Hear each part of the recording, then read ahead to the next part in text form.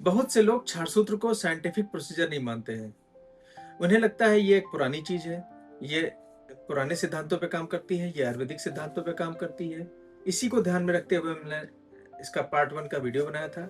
आज हम लोग पार्ट 2 वीडियो में समझेंगे वो 10 पॉइंट जिनको हम लोग पहले डिस्कस कर चुके हैं। उन 10 पॉइंट पे क्षार सूत्र प्रोसीजर को हम लोग इवेल्युएट करेंगे, एक बार हम लोग उनको परखेंगे, फिर देखेंगे कि क्षार सूत्र प्रोसीजर साइंटिफिक प्रोसीजर है कि नहीं है और आज के टाइम में वैलिडेटेड है कि नहीं है। जैसे कि हम जानते हैं, जो साइंस होती है वो एज नहीं देखती है, वो सिद्धांत देखती है, वो कार्यविधि देखती है, मतलब मैकेनिज्म ऑफ एक्शन देखती है। और जो साइंस होती है वो सेफ्टी देखती है, प्रमाण देखती है, एविडेंस देखती है, या फिर वो जो सारे रिजल्ट होते हैं उसको इवेल्युएट करके देखती है। उससे जो डाटा मिल रहा है वो कितना एक्यूरेट है, वो आज के टाइम में उतना ही वैलिडेटेड है कि नहीं है, उतना ही एक्यूरेट है कि नहीं है जितना वो पहले के समय में था।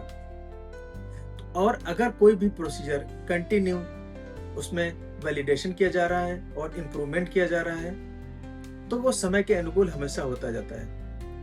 आज इन 10 पॉइंट को हम लोग समझेंगे, क्षार सूत्र प्रोसीजर को उस पर एक एक करके हम लोग इवेल्युएट करेंगे। जैसे आज का पहला पॉइंट अगर हम लोग देखें तो साइंटिफिक रेशनल है, मतलब इसका क्षार सूत्र का वैज्ञानिक सिद्धांत क्या है। अगर हम लोग आयुर्वेदिक प्रिंसिपल्स के हिसाब से देखें तो छेदन, भेदन, लेखन, रोपण, विलयन, शोषण, अवशोषण और पाचन और दारण, ये इसके साइंटिफिक प्रिंसिपल्स हैं। इनको हम लोग दूसरे टर्म में अगर यूज करें तो excision, incision, scraping, digestion, healing. और अगर हम लोग इसको मेडिकल टर्म में इवेल्युएट करने की कोशिश करें तो हम जानेंगे कि ये एक सस्टेन्ड ड्रग डिलीवरी सिस्टम की तरह काम करता है, ये कंट्रोल्ड केमिकल डिब्राइडमेंट करता है, ये continuous drug control tissue destruction करता है, ये साइमल्टेनियस हीलिंग कराता है क्योंकि ये इन्फ्लामेशन को कम करता है और ग्रेनुलेशन टिश्यूज को बढ़ाता है। अब अगर हम लोग देखें इसका मैकेनिज्म ऑफ एक्शन क्या है, चूंकि क्षार सूत्र वर्ड दो चीजों से मिलकर बना है, एक क्षार और एक सूत्र। इसमें जो सूत्र है वो एक मैकेनिकल पावर क्रिएट करता है जो दबाव और खिंचाव को सहने की क्षमता रखता है। इसका जो टेंजाइल स्ट्रेंथ होती है बहुत हाई होती है, लगभग 5.5 किलो के आसपास इस पे हम लोग वेट रख सकते हैं, फिर भी ये अनब्रेकेबल रहता है। ऐसे ही जब हम लोग कहीं पे लाइगेट करते हैं तो लाइगेशन करते टाइम हमारा सूत्र टूटना नहीं चाहिए।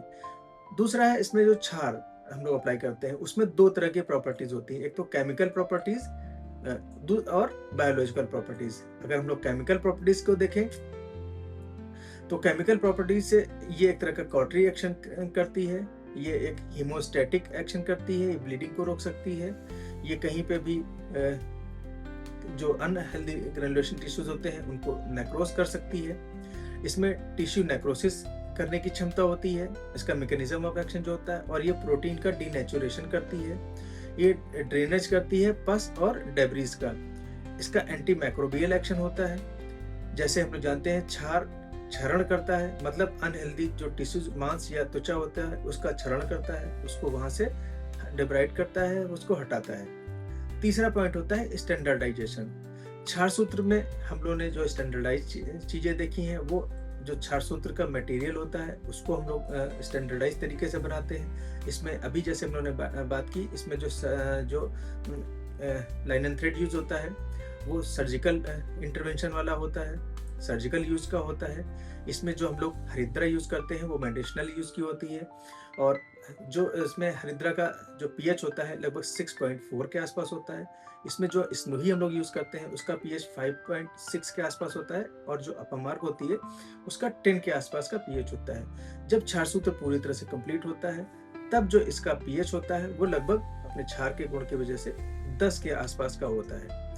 और जो भी हम लोग इसमें निर्धारित तैयारी की प्रक्रिया देखते हैं वो भी अपने स्टैंडर्ड ऑपरेटिंग प्रोसीजर के हिसाब से ही होती है। इसका मतलब चाहे मटेरियल हो चाहे मेथड हो, दोनों ही स्टैंडर्डाइज किए गए हैं। अब आती है रिप्रोड्यूसिबिलिटी। चाहे किसी बड़े मेडिकल कॉलेज में बैठे किसी कोई प्रोफेसर या कोई सर्जन क्षार सूत्र द्वारा किसी प्रोसीजर को कर रहा हो, या किसी छोटे सेंटर पे बैठा कोई भी सर्जन उस प्रक्रिया को कर रहा है, दोनों में रिजल्ट सेम आने चाहिए। यही रिप्रोड्यूसिबिलिटी होती है। इसके लिए सही रोगी चयन बहुत ज़रूरी होता है। रोग का जो निर्धारण होता है और उसकी पहचान होती है, वो भी बहुत ज़रूरी होती है। जो हम लोग इसमें मटेरियल्स यूज़ करें और जो मेथड्स यूज़ करें, वो स्टैंडर्ड ही यूज़ करने चाहिए, तभी हम लोग चीज़ों को रिप्रोड्यूस कर पाएँगे। अगला पॉइंट आता है एविडेंस बेस्ड रिसर्च। जो भी छारसूत का प्रोसीजर है, आप भी जानते हैं, इस पे काफ़ी क्लिनिकल स्टडीज भी आई हैं, काफ़ी क्लिनिकल ट्रायल भी आए हैं, कुछ सिंगल सेंट्रिक हैं। हाँ, और बड़े स्तर पे मल्टी सेंट्रिक ट्रायल इसमें और होने चाहिए, और ज़्यादा एविडेंस इसमें इकट्ठे होने चाहिए। जो भी रिसर्चेज हुई, उसमें जो चीज़ों को देखा गया, उसमें हीलिंग टाइम को देखा गया, उसमें रिकरेंस को देखा गया, पेन को देखा गया, कॉन्टिनेंस को देखा गया, और पेशेंट के सेटिस्फेक्शन को ध्यान में रख के ये जो क्लिनिकल ट्रायल है, जो क्लिनिकल स्टडीज हैं, वो की गई। जैसे जो पेन है, वो विजुअल एनालॉग स्कोर पे इसको मेजर किया गया, और जो कॉन्टिनेंस है, ये एनल मैनोमेट्री जो होती है, जो वहाँ के प्रेशर को बताता है, उसको देखा गया, और कई और ऐसे स्केल हैं जिस पे हम लोग कॉन्टिनेंस को और परख के देख सकते हैं। अब आती है सेफ्टी। जो भी प्रोसीजर है या छारसूत का जो प्रोसीजर है, ये पेशेंट के लिए कितना सेफ है, इसमें आखिर क्या कॉम्प्लिकेशन हो सकते हैं जो पेशेंट के लिए लीथल हो, जैसे ब्लीडिंग है, पेन है, और बहुत ज़्यादा बर्निंग है, डिस्कम्फर्ट है, और सबसे बड़ी चीज़ होती है रिकरेंस। क्या इन चीज़ों का इस प्रोसीजर में ध्यान रखा गया है? इसीलिए जो पेशेंट का सिलेक्शन किया जाता है, और हर पेशेंट में हर प्रोसीजर नहीं किया जाता है। जो भी प्रमाणित सर्जन हो, जो वैलिडेटेड या जो भी क्वालिफाइड सर्जन हो, जो इस प्रोसीजर को अच्छे से करता हो, दक्ष हो, वही इस प्रोसीजर को करे, और वो रोगी को सही से उसका रोगी चयन होना चाहिए। तभी ये जो प्रोसीजर है, ये अपेक्षाकृत अधिक सेफ हो पाएगा। अब आता है क्लिनिकल इफेक्टिवनेस।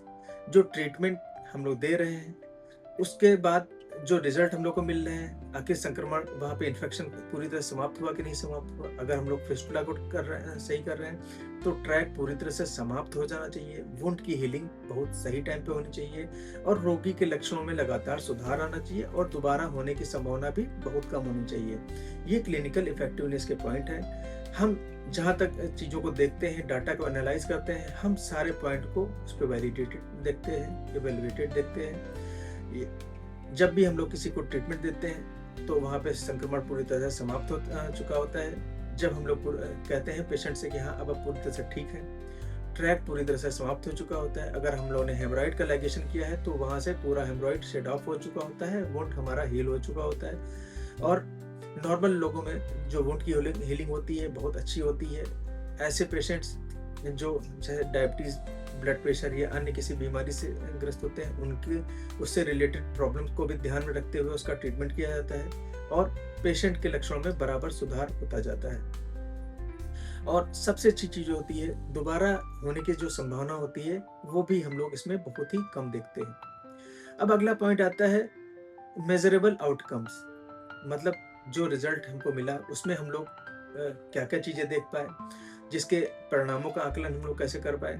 जैसे हीलिंग टाइम कितना होता है। जैसे हम लोग जानते हैं, छारसूत्र का अपना एक यूनिट कटिंग टाइम होता है। कई बार स्टैंडर्ड छारसूत्र जो होता है, उसका जो कटिंग टाइम होता है 0.8 सेंटीमीटर का होता है। लेकिन हमको एक चीज़ का ध्यान रखना चाहिए, हमें छारसूत्र अप्लाई करते टाइम जो भी हमारा ट्रैक है, जितनी तेज़ी से कट रहा है, क्या वो उतनी ही तेज़ी से हील हो रहा है, इसका भी ध्यान रखना चाहिए। जो पेन स्कोर होता है, अभी जैसे हमने कहा, बात की थी विजुअल एनालॉग स्कोर पे, इसको हम लोग देखते हैं। ट्रीटमेंट के टाइम में डिस्चार्ज की मात्रा कब बढ़ती थी, जब भी हम लोग छारसूत्र को अप्लाई करते हैं, चेंज करते हैं, तो 2-3 दिन के लिए कई बार जो डिस्चार्ज है उसकी मात्रा बढ़ती है। ये सब चीज़ें एविडेंस है। जो रिकरेंस है, वो हम लोग कितना देखते हैं, ये भी हम लोग इसको भी एवेलुएट कर चुके हैं कि रिकरेंस रेट भी इसमें बहुत कम रहता है। हम लोग लोगों के दोबारा होने की संभावना बहुत कम देखते हैं। इसमें क्वालिटी ऑफ लाइफ जो पेशेंट की होती है, वो भी काफ़ी अच्छी आती है, और वो अपने जो वर्क है उस पर अगले दिन से लगभग लौट सकता है। अपने हाउस होल्ड वर्क या अपने रूटीन वर्क तो वो तुरंत ही या तो प्रोसीजर के बाद से ही करने लगता है, लेकिन अपने जॉब पे भी वो बहुत ही जल्दी जाता है। तो मेजरेबल आउटकम्स ये सारे थे जिन पे हम लोग इवैल्यूएट करते हैं, तो देखते हैं कि छात्र सूत्र उतना ही प्रभावी है। अब हम लोग देखते हैं जो भी चीज़ें हमने की उसमें क्वालिटी कंट्रोल कितना था।